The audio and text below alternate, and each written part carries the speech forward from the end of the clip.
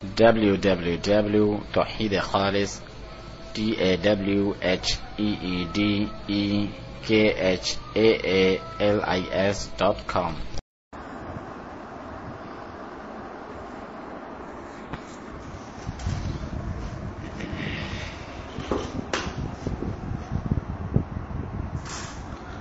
بسم الله الرحمن الرحيم. إن الحمد لله نحمده ونستعينه ونستغفره ونعوذ بالله من شرور أنفسنا ومن سيئات أعمالنا. من يهده الله فلا مضل له ومن يضلل فلا هادي له، وأشهد أن لا إله إلا الله وحده لا شريك له، وأشهد أن محمدا عبده ورسوله.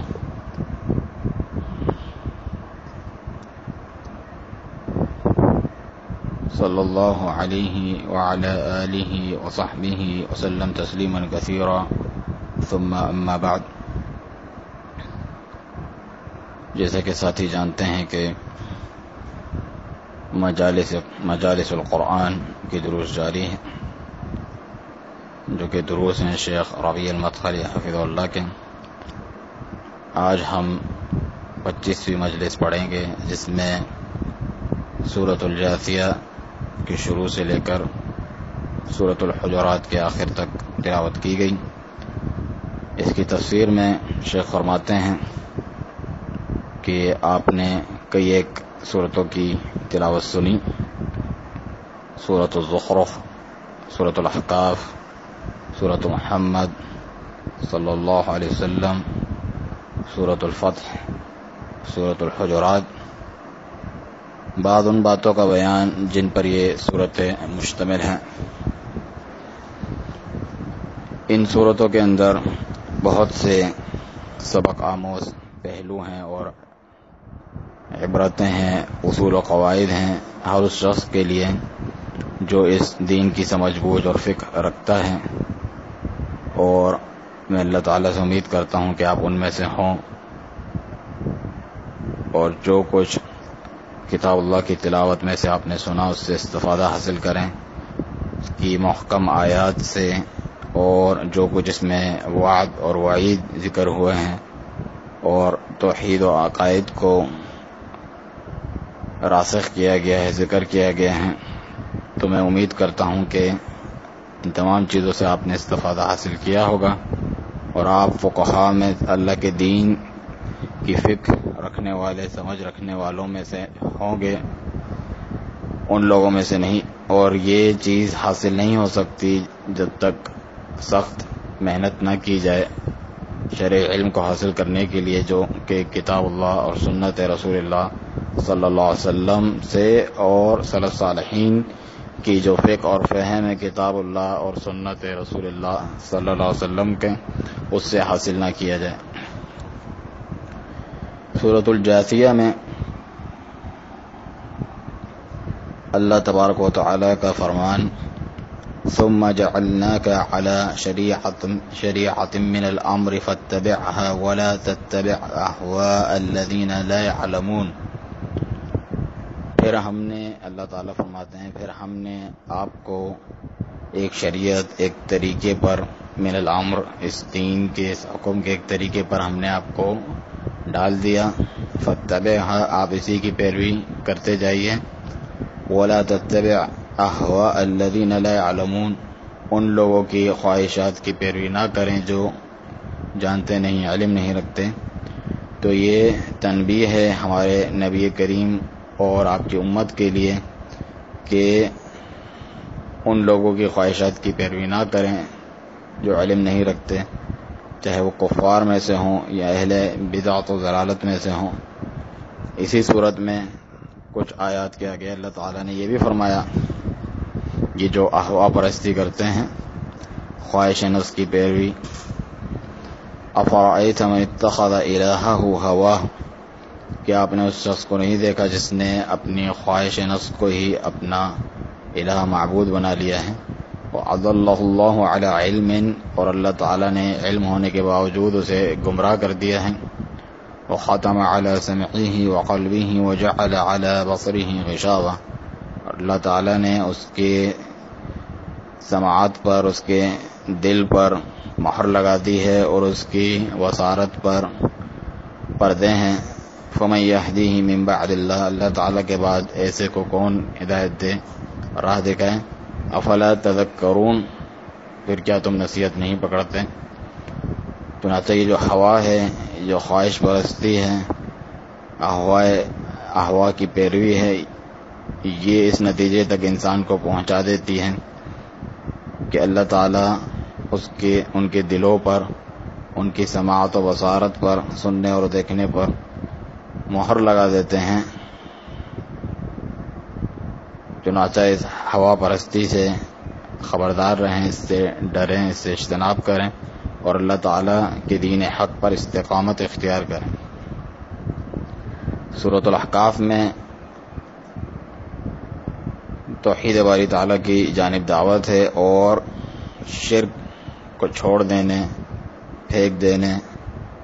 کا بیان ہے. ساتھ ہی ساتھ شرک کی اور مشرکین کی شدید مذمت ہے. اللہ تعالیٰ کا فرمان حامیم تنزیل الکتاب من اللہ العزیز الحکیم.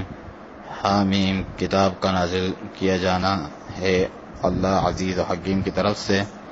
ما خلقنا السماوات والارض وما بینہما الا بالحق واجل مسمى، ہم نے آسمانوں اور زمین کو نہیں پیدا کیا مگر، اور جو کچھ ان کے درمیان ہے انہیں نہیں پیدا کیا مگر حق کے ساتھ اور ایک مقرر وقت کے لیے. والذین کفروا عما انذروا معرضون،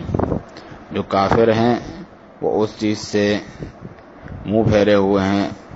جن سے انذار کیا جا رہا ہے، انہیں ڈرایا جا رہا ہے، خبردار کیا جا رہا ہے.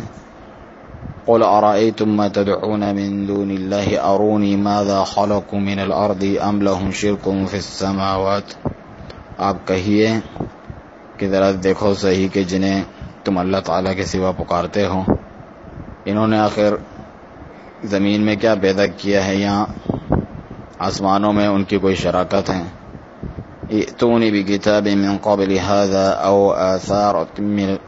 آثارة من علم ان کنتم صادقین، کہ میرے پاس کوئی کتاب لے آؤ، اس سے پہلے کوئی کتاب ہو یا کوئی علم کے آثار ہوں اس بارے میں اگر تم واقعی سچے ہو. حقیقت یہ ہے کہ ومن اضل ممن يدعو من دون الله من لا يستجيب له الى يوم القيامة وهم عن دعائهم غافلون، اس شخص سے بڑھ کر گمراہ کون جو اللہ تعالیٰ کے سوا ایسوں کو پکارے جو تا قیامت اس کا جواب نہ دے سکیں، اس کی مراد پوری نہ کر سکیں، بلکہ وہ تو اس کی پکار اور دعا سے غافل ہیں، جانتے ہی نہیں. وَإِذَا حُشِرَ النَّاسُ كَانُوا لَهُمْ أَعْدَاءً وَكَانُوا بِعِبَادَتِهِمْ كَافِرِينَ، اور جب لوگوں کا حشر ہوگا تو یہ ان کے دشمن ہو جائیں گے اور وہ ان کی عبادت سے انکار کریں گے. تو بالکل حد درجے، غایت درجے اللہ تعالیٰ نے وضاحت کے ساتھ بیان کیا. اللہ تعالیٰ کی توحید اس کی کتاب میں بہت ہی واضح طور پہ بیان ہوئی ہے، اور اس میں سے یہ آیات بھی ہیں کہ جن میں توحید کو بار بار ذکر کیا گیا اور راسخ کیا گیا، اور شرک کی گندگی اور اہل شرک کی برائی ذکر کی گئی، اور یہ ان کی جو عقلیں ہیں جو بیوقوفی پر مبنی ہیں اور جہالت پر، اسے واضح کیا گیا. اور یہ بھی بیان کیا گیا کہ ان کے پاس کوئی حجت و برہان ہے ہی نہیں، اور وہ ایسی چیزوں سے جڑے ہوئے ہیں کہ جو خود اپنے لیے ہی کسی نفع نقصان، موت و حیات یا مر کے جھوٹنے کا اختیار نہیں رکھتے. ایسی چیزوں سے جڑے ہوئے ہیں، دل اپنا جوڑا ہوا ہے، عبادت کرتے ہیں، لو لگاتے ہیں کہ جن کے مخلوق میں سے کسی چیز کو انہوں نے تخلیق نہیں کیا، نہ اس کے وہ مالک ہیں، یعنی انتہائی درجے کے عاجز ہیں.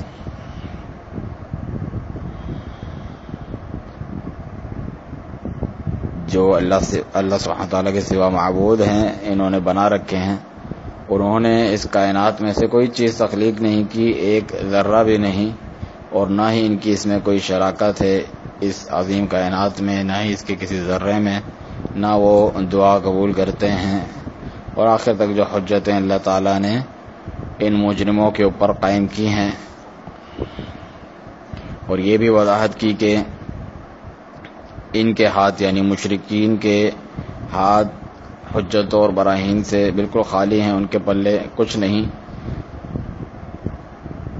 جس شرک کا وہ گمان کرتے ہیں، جس کا وہ زعم رکھتے ہیں، اس بارے میں کوئی ان کے پاس حجت نہیں، اور جو انہوں نے برابر والے مقرر کر رکھے ہیں، کیسے وہ اس ایسوں کو پکارتے ہیں کہ جو خود اپنے لیے ہی کسی نفع نقصان کا اختیار نہیں رکھتے، کس طرح وہ ایسوں کو پکارتے ہیں جن کا جو ہے ایک ذرہ برابر، ایک ادنا سی شراکت نہیں ہے اس وسیع کائنات میں۔ اللہ سبحانہ تعالیٰ ہی آسمان اور زمین کا خالق ہے، انسان کا خالق ہے، پہاڑوں کا، سمندروں کا اور ہر چیز کا، اور یہ جو ہیں ایک ذرہ بھی تخلیق نہیں کر سکتے، تو پھر وہ کس طرح ان کو پکارتے ہیں، کس طرح ہمارے رب خالق عز و جل کے ساتھ انہیں شریک کرتے ہیں اس کائنات میں، اس کائنات کے اکیلے تدبیر کرنے والے اللہ سبحانہ تعالیٰ کے ساتھ، اس کائنات میں اکیلے تصرف کرنے والے رب تبارک و تعالیٰ کے ساتھ ان معبودات کو شریک کرتے ہیں جو اپنے آپ کے لیے ہی کسی نفع نقصان، موت حیات یا مر کے جوٹنے کا اختیار نہیں رکھتے۔ چنانچہ مشرکین کے پاس ایک ادنا سی حجت بھی نہیں ہے جو اللہ تعالیٰ کے ساتھ یہ شرک کرتے ہیں اس کو اس کے جواز کے لیے وہ پیش کریں، اس کو روا رکھنے کے لیے وہ پیش کریں، نہ کم نہ زیادہ، کچھ بھی ان کے پاس دلیل نہیں ہے۔ تو یہ تو ایک جھلک تھی۔ اس کے بعد ہم سورۃ محمد صلی اللہ علیہ وسلم کی طرف جاتے ہیں اور دیکھتے ہیں اس میں جو کچھ بیان ہوا ہے مختصراً۔ اللہ سبحانہ تعالیٰ نے اس میں کافروں کی جزا اور مومنین، سچے مومنین کی جزا ذکر کی۔ مومنین کو جو جنت حاصل ہوں گی اللہ تعالیٰ نے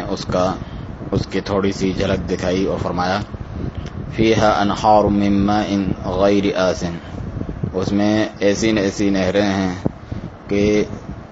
ایسی پانی کی نہریں ہیں کہ جو متغیر نہیں ہوا، بدبو والا نہیں ہوا۔ وانہار من لبن لم یتغیر طعمہ، اور ایسی نہریں دودھ کی نہریں کہ جس کا ذائقہ نہیں بدلا۔ وانہار من خمر لذۃ للشاربین، اور ایسی نہریں شراب کی جو پینے والوں کے لیے لذیذ ہیں۔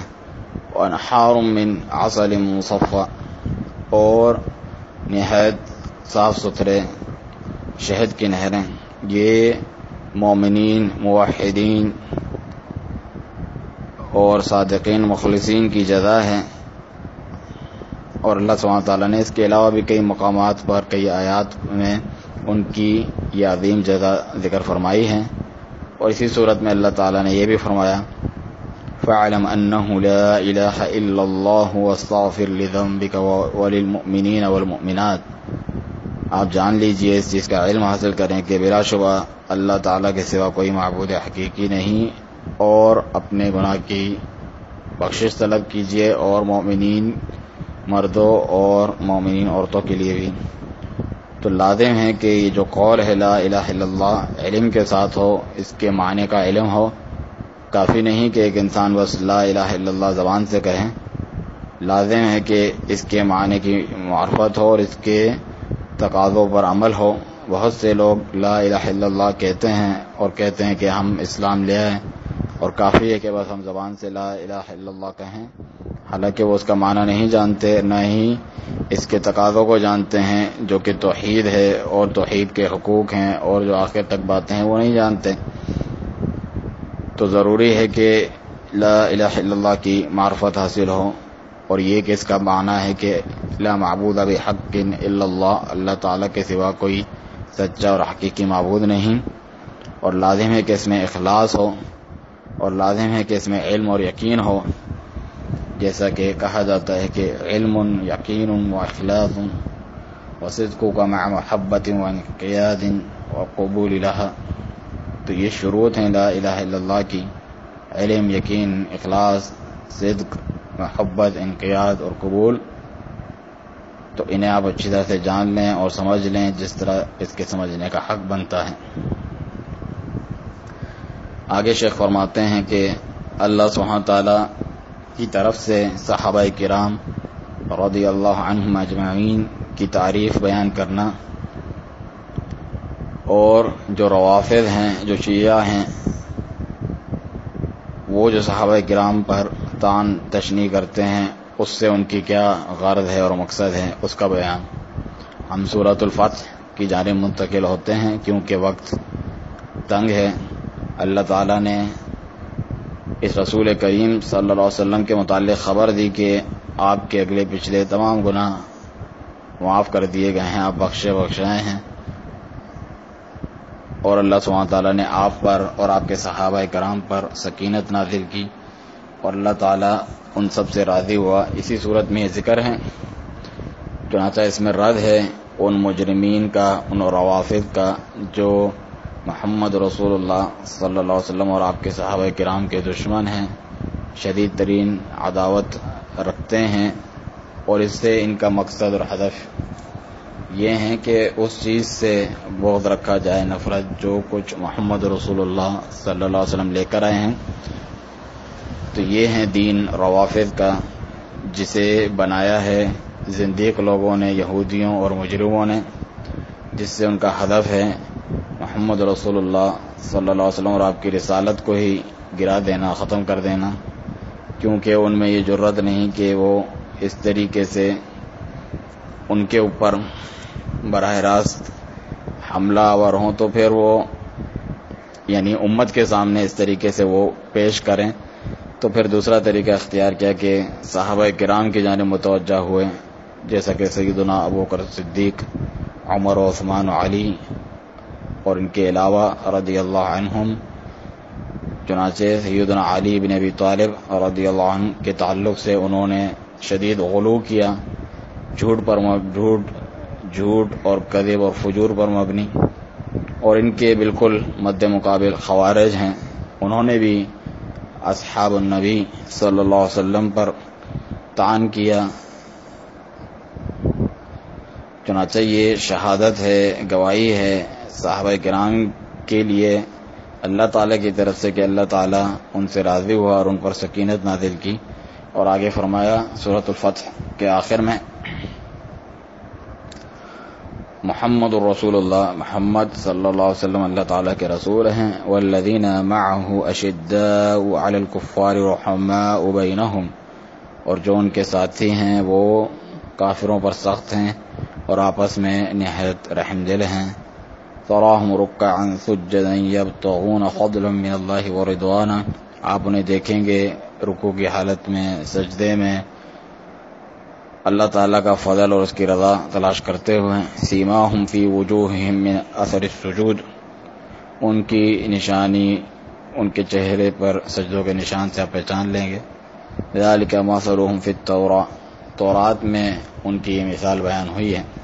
یعنی اللہ سبحانہ تعالیٰ نے جو محمد رسول اللہ صلی اللہ علیہ وسلم اور آپ کے صحابہ کرام کی تعریف تو تورات و انجیل میں فرمائی ہے، انجیل کے تعلق سے آگے فرمایا مثلہم فی الانجیل، انجیل میں ان کی مثال کزرع اخرج شطأہ فآذرہ فاستغلظ فاستوى علی سوقہ، جیسا کہ کھیتی جس نے اپنا کومپل نکالا، فآذرہ پھر اسے قوت دی، فاستغلظ پھر وہ سخت ہوئی، فاستوى علی سوقہ پھر وہ کھڑی ہو گئی اپنے تنے پر، یعجب الزراع لیغیظ بہم الکفار، جو کاشتکاروں کو بہت بھاتی ہے، اچھی لگتی ہے، جس کے ذریعے سے وہ دل جلائیں اور غصے غیظ و غضب میں مبتلا کریں کفار کو۔ تو شیخ ربیع حفظہ اللہ فرماتے ہیں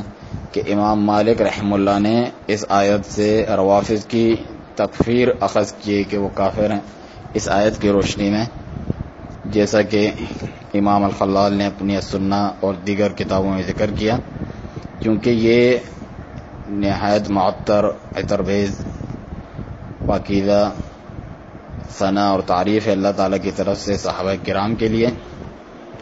اور یہاں اللہ تعالیٰ نے یہ بھی بیان کیا کہ جو قدیم آسمانی کتابیں ہیں ان میں بھی ان کی تعریف بیان کی گئی ہیں، اور قرآن میں بھی، جس کے ذریعے سے اللہ تعالیٰ غیظ و غضب میں مبتلا کرتا ہے کفار کو اور روافض کو۔ چنانچہ آپ نے ان آیات سے استدلال کیا ان مجرموں کے کفر پر، اور ہم، شیخ ربیع فرماتے ہیں کہ ہم ان کے جو علماء ہیں اور داعیان ہیں جانتے ہیں، جو انہیں کافر قرار دیتے ہیں، ان کی تکفیر کرتے ہیں، لیکن جو ان کی عوام ہیں جو ان کے اس الحاد اور کفر میں شریک نہیں ہیں، وہ روافض اور گمراہ ہیں، لیکن ان کی عام تکفیر نہیں کرتے، یعنی جو ان کی مشارکت نہیں کرتے اپنے بڑوں کی ان غالیوں کی، ان غلات کی، جو تحریف قرآن کا عقیدہ رکھتے ہیں اور ازواج النبی رضی اللہ عنہن پر طعن کرتے ہیں اور صحابہ کرام پر طعن کرتے ہیں، اس میں ان کی موافقت نہیں کرتے۔ تو یہ لوگ آج کل بہت پھیل گئے ہیں اور پوری دنیا میں گھوم پھر رہے ہیں، کن کے بل بوتے پر اور کنہوں نے انہیں پل فراہم کیا ہے یہ سب کچھ کرنے کے لیے۔ اخوان المسلمین ہیں، جنہیں پاکستان میں جو ہے جماعت اسلامی کہا جاتا ہے، کہ انہوں نے اہل سنہ کی طرف ان لوگوں کو بھر دیا ہے، مصر ہو، سوڈان ہو، یا مغرب مراکش وغیرہ ہوں، الجزائر ہوں، فلسطین یا افغانستان ہوں، ان لوگوں نے انہیں یہ موقع دیا اور انہیں وہاں پر اثر و نفوذ دیا، ان کے لیے یہ پل بنایا کہ یہ یہاں پر آ سکیں۔ وہ اخوان المسلمین ہیں جو حقیقت میں الخوان المسلمین ہیں، مسلمانوں سے خیانت کرنے والے ہیں، اور یہ نام انہیں شیخ محمد حامد الفقی رحمہ اللہ نے دیا، کیونکہ وہ اسلام کے ساتھ خیانت کرتے ہیں، اور اللہ تعالیٰ نے چاہا کہ ان اخوان المسلمین کا حال معلوم ہو ساری دنیا کے سامنے اور ان کی حقیقت آشکارا ہو، اور یہ رسوا ہوں اس طریقے سے کہ جہاں بھی ان کی حکومت قائم ہوتی ہے تو وہ اس حکومت سے بھی بدترین ہوتی ہے جس کے خلاف یہ لڑ رہے ہوتے ہیں کہ ہم اسلامی شریعت لائیں گے، اور اس کو کافر قرار دے رہے ہوتے ہیں، اس سے بھی بدترین ان کی اپنی حکومت قائم ہوتی ہے۔ ان کی حکومت تو قائم ہوتی ہے روافض جیسے لوگوں کے ساتھ بھائی چارہ قائم کرنے پر، خوارج کے ساتھ، صوفیوں کے ساتھ، اہل سنت کے خلاف جنگ کرنے پر، سنت اور اہل سنت کے خلاف۔ تو یہ جب سے بنے ہیں اس وقت سے اپنے شروع دن سے ہی روافض کے ساتھ ہیں، آج تک ان کی دعوت انہی کے ساتھ ہے، انہی کی طرف ہیں۔ تو یہ شانہ بشانہ رافضیوں کے ساتھ ہے، کوئی بھی فتنہ ہو، کوئی بھی مصیبت بلا اور شر ہو، یہ ساتھ ان کے کھڑے ہوتے ہیں۔ ان کی حکومت افغانستان میں قائم ہوئی تو شریعت الہی میں سے کوئی چیز انہوں نے اس کی تطبیق نہیں کی۔ ان کی حکومت سوڈان میں قائم ہوئی تو شریعت الہی میں سے کچھ تطبیق نہیں کیا، نافذ نہیں کیا، بلکہ اس کے برعکس، اللہ سبحانہ تعالیٰ کی شریعت کے برعکس انہوں نے حرکتیں کی۔ اسی طرح ان کی اب جو ہے ترکی میں حکومت قائم ہے تو شریعت اسلامیہ کی کوئی چیز تطبیق کرتی ہوئی نظر نہیں آتی۔ یہود کے ساتھ بھائی چارہ ہے، روافض کے ساتھ، اور اسماعیلی آغاخانی باطنیوں کے ساتھ، اور اس طریقے سے ان کا منہج چلتا ہے۔ تو یہ حقیقت ہے اخوان المسلمین کی، اسے آپ اچھی طرح سے جان لیں، وہ لوگ اچھی طرح جان لیں جو اس گمراہ اور دوسروں کو گمراہ کرنے والے گروہ اور جماعت سے کے دھوکے میں مبتلا ہیں۔ اچھی طریقے سے اس کو سمجھ لیں کہ ان کے اندر کوئی بھی غیرت نہیں کتاب اللہ کے لیے، نہ ہی کوئی غیرت ہے سنت رسول اللہ صلی اللہ علیہ وسلم کے لیے، اور نہ ہی کوئی غیرت ہے صحابہ کرام رضی اللہ عنہم کے لیے، نہ عقیدے کی کوئی غیرت ہے، بلکہ یہ گلے ملتے ہیں اور مائل ہوتے ہیں اور دلی محبت رکھتے ہیں ان تمام گمراہ فرقوں کے ساتھ، یہاں تک کہ نصارہ عیسائیوں تک کے ساتھ کہتے ہیں کہ ہمارے بھائی ہیں۔ بات تو ان میں سے کہتے ہیں کہ یہ ہمارے بھائی ہیں۔ اس بات کو اور ان کی حقیقت کو آپ اچھے طریقے سے سمجھ لیں اور اس گمراہ فرقے سے بچیں، اور جو ان کے جال میں پھنس گیا ہے اسے چاہیے کہ وہ ہوش کے ناخن لیں اور اس خواب غفلت سے بیدار ہو، اور کتاب اللہ اور سنت رسول اللہ صلی اللہ علیہ وسلم اور منہج سلف صالحین کی جانب متوجہ ہو، اس سے تمسک اختیار کرے، اسے مضبوطی سے اپنے جبڑوں کے ساتھ پکڑ لیں۔ اللہ تعالیٰ سے دعا ہے کہ ہمیں ان روافض کے شر سے اللہ سبحانہ تعالیٰ کافی ہو جائیں، اور ان لوگوں کے شر سے جو ان سے دوستی یاری لگاتے ہیں، ان سے محبت کرتے ہیں، ان کے ساتھ تعاون کرتے ہیں، جیسا کہ اخوان المسلمین ہیں۔ بے شک ہمارا رب دعاؤں کا سننے والا ہے۔ وصلی اللہ علی نبینا محمد وعلی آلہ وصحبہ وسلم۔ اس کے ساتھ ہی آج کا درس ختم ہوا۔ اللہ تعالیٰ سے دعا ہے کہ جو کچھ سنا ہے اس پر عمل کی توفیق دے۔ سبحانک اللہم وبحمدک، اشہد ان لا الہ الا انت، استغفرک واتوب الیک۔